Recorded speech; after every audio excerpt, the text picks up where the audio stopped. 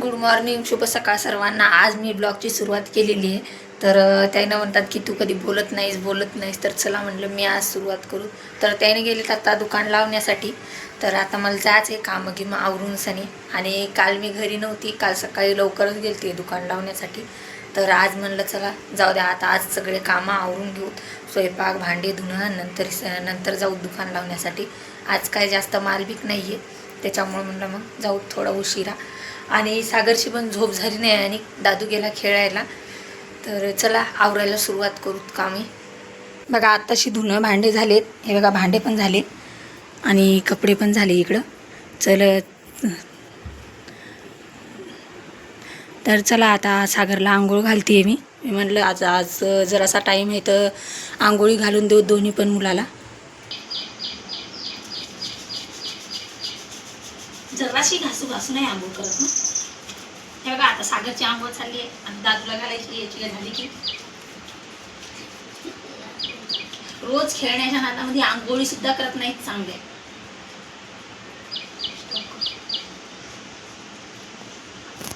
म्हणजे हात काय घासतो ना रोज तू. हे बघा सागरची झाली, आता दादूची चालली आंघोळ.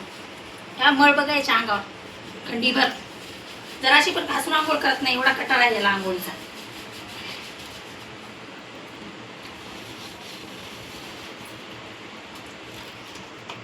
दोन मिनिटच कर फक्त आता, 2.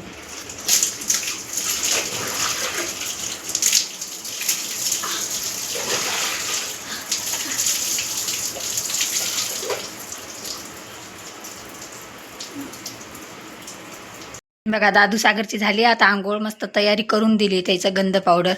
आणि इकडं गरम गरम भात खाता येत. ते रात्रीची खिचडी उरलेली होती तर ते गरम करून दे बोलले, तर गरम करून दिली दोघाला पण.